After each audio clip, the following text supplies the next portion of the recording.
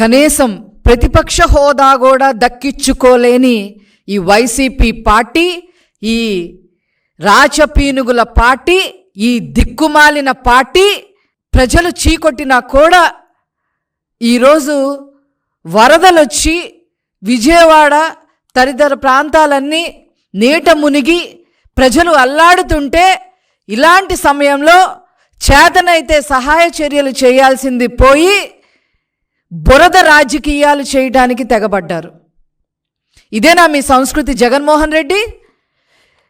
మీరు సబ్జెక్ట్ తెలియకుండా, ఎందుకు మునిగిపోయిందో కూడా తెలియకుండా, చంద్రబాబు గారు ఎందుకు మునిగిపోయిందో పదే పదే ప్రెస్ మీట్లు పెట్టి చెబుతున్నా దాన్ని కూడా ఆలకించకుండా మీ దారి మీరు ఏదో ఒకటి మాట్లాడేసి ఎప్పుడెప్పుడు లండన్ ఫ్లైట్ ఎక్కేద్దామా అనే ఆలోచనతో ఉంటే అది ప్రజలు గమనించుకోవట్లేదా అని చెప్పి ఈ సందర్భంగా నేను అడగదలుచుకున్నా. మీతో పాటు మీ కలుపు మొక్కలు, ముఖ్యంగా రోజా, సిగ్గు ఎగ్గు లేకుండా ఆమె గురించి మాట్లాడాలంటేనే నాకే చాలా చీదర పడుతుంది. అయినా ప్రజాస్వామ్యంలో తప్పదు కాబట్టి, ప్రజలకి విషయాలన్నీ ఇంకా తెలియాలి కాబట్టి నేను ఈరోజు ఆవిడ ప్రస్తావన తీసుకొస్తా ఉన్నా. చెన్నై గెస్ట్ హౌజుల్లో కూర్చొని ఇష్టం వచ్చినట్టుగా మాట్లాడతా, ముఖ్యంగా చంద్రబాబు గారు అదేవిధంగా లోకేష్ గారి గురించి ముఖ్యంగా ఇష్టం వచ్చినట్టుగా మాట్లాడుతుంది. హైదరాబాద్లో కూర్చున్నారు అని చెప్పి మాట్లాడుతూ ఉంది. నువ్వు నగరి వదిలి వెళ్ళిపోయి చెన్నై గెస్ట్ హౌస్లో శుభ్రంగా ఎంజాయ్ చేస్తున్నావు అనే విషయం ప్రజలందరికీ తెలుసు. అంతకుముందు యూరప్ టూర్లు వెళ్ళి శుభ్రంగా ఎంజాయ్ చేసావని కూడా ప్రజలందరికీ తెలుసు. అప్పుడప్పుడు ఇక్కడికి వచ్చి లేనిపోని అన్నీ మాట్లాడటానికి సిద్ధపడితే తస్మాత్ జాగ్రత్త. అసలు కళ్ళుండి మాట్లాడుతున్నారా, కళ్ళు లేక మాట్లాడుతున్నారా, మతుండి మాట్లాడుతున్నారా, మతి లేకుండా మాట్లాడుతుందా, ఈ రోజు ఎలా మాట్లాడుతుందనే విషయం మాకు ఎవరికి కూడా అర్థం కావట్లేదు.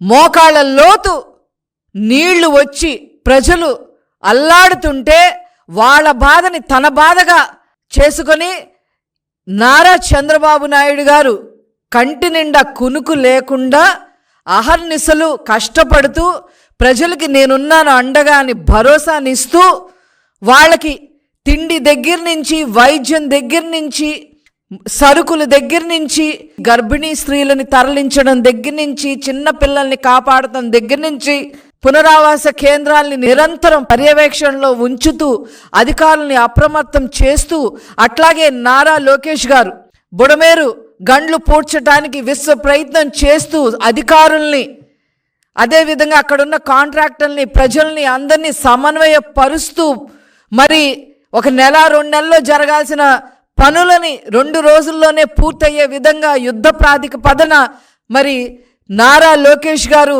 అక్కడ అహర్నిశలు కష్టపడుతూ ఉంటే నీ కళ్ళకి కనిపించట్లేదా అని చెప్పి ఈ సందర్భంగా రోజా నేను అడగదలుచుకున్నా. సిగ్గుందా మీకు? అసలు శవరాజకీయాలు చేస్తారా? అక్కడున్న ప్రజలే మిమ్మల్ని చీకొట్టారు. వరదల్లో మునిగి తేలిన ప్రజలే మిమ్మల్ని చీకొట్టారు. అయినా మీకు బుద్ధి రాల. అసలు ఈవిడ ఏంటి, ఈవిడ చరిత్ర ఏంటి, ఈవిడ దేనికి మాట్లాడుతుంది, ఈవిడకున్న అర్హత ఏంటి? ఈ రోజాకి నీకున్న అర్హతలు ఏంటో నేను చెప్పనా? ఏపీఐసిసి చైర్మన్గా ఉంటూ కృష్ణపట్నం దగ్గర 11,000 ఎకరాలలో 2,000 ఎకరాలు లావాదేవీలు జరిగితే నీ వాటా ఎంత తీసుకున్నావో ప్రజలందరికీ కూడా తెలుసు అని చెప్పి ఈ సందర్భంగా చెప్తున్నా.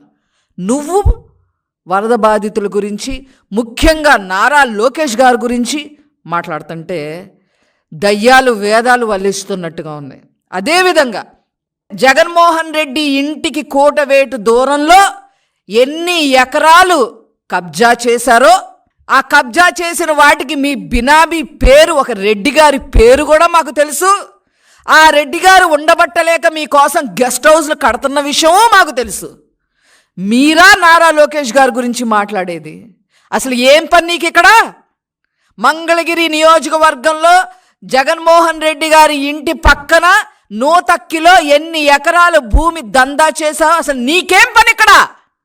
నగరిలో కూడా ఎవరైతే ఈ రెడ్డి గారు ఉన్నారో అతనికి నగరిలో కూడా బినామీ పేరుతో మీ ఆస్తులన్నీ భుజాల మీద మోస్తున్నాడనే విషయం ప్రజలందరికీ తెలుసు. అదేవిధంగా ఏపీఐసిసి చైర్మన్గా ఉండగా కోట్ల రూపాయలు ఫర్నిచర్ కొనుగోలు చేసి ఒక అతని చేత కొనిపించి అతనికి కరెంటుకి సంబంధించి కరెంట్ లైన్ కాంట్రాక్టులు ఇచ్చిన విషయం కూడా ప్రజలందరికీ తెలుసు అని చెప్పి ఈ సందర్భంగా నేను మనవి చేస్తా ఉన్నా. అంతేకాకుండా ఎక్కడెక్కడమ్మా ఇళ్ళు మీకు? అడయార్ దగ్గర నుంచి, చెన్నైలో అడయార్ దగ్గర నుంచి, నగరి దగ్గర నుంచి, హైదరాబాద్ దగ్గర నుంచి, బెంగళూరు దగ్గర నుంచి ఇన్ని విల్లాలు కట్టుకొని ఈరోజు ఏ విల్లాలో కూర్చొని ఈ విషయాలన్నీ మాట్లాడుతున్నావు, ఈ దిక్కుమాలిన విషయాలన్నీ మాట్లాడుతున్నావో మాకు అర్థం కావట్లా. అదేవిధంగా పోనీ ఇంటి బయట దందా చేసావు, కాన్స్టిట్యుయెన్సీ నియోజకవర్గ బయట చేసావు అనుకుంటే సరే చేసావు, సరే నీ బుద్ధి అలాంటిది. నియోజకవర్గ ప్రజలనైనా ఏమన్నా వదిలిపెట్టావా? నీ అన్నదమ్ములు ఇద్దరిని పక్కన పెట్టుకొని వాళ్ళ నియోజకవర్గం మొత్తం వాళ్ళకి అప్పచెప్పి నియోజకవర్గ ప్రజల్ని, నగరీ నియోజకవర్గ ప్రజల్ని ఎంత నాశనం చేశావో అక్కడ ప్రజలను అడిగితే చెప్తా ఉంటారు. ఏ కాంట్రాక్ట్, క్వారీల దగ్గర నుంచి ఏ కాంట్రాక్టర్లు అయినా సరే మీకు కప్పం కట్టాల్సిందే. ఆ కప్పం కట్టలేక ఒక అతను హార్ట్ అటాక్ వచ్చి కూడా చనిపోయిన విషయం నీకు గుర్తులేదా రోజా అని చెప్పి ఈ సందర్భంగా నేను అడుగుతా ఉన్నా.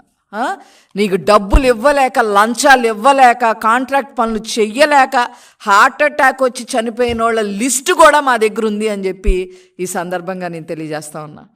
కాబట్టి ఇవన్నీ దృష్టిలో పెట్టుకో, ఇవన్నీ కూడా బయటకు వస్తాయి. అన్నిటికీ మించి ఆడుదాం ఆంధ్ర 100 కోట్ల స్కామ్ నీ కనుసన్నల్లోనే జరిగింది, రోజా కనుసన్నల్లోనే జరిగింది అనే విషయం అందరికీ తెలుసు.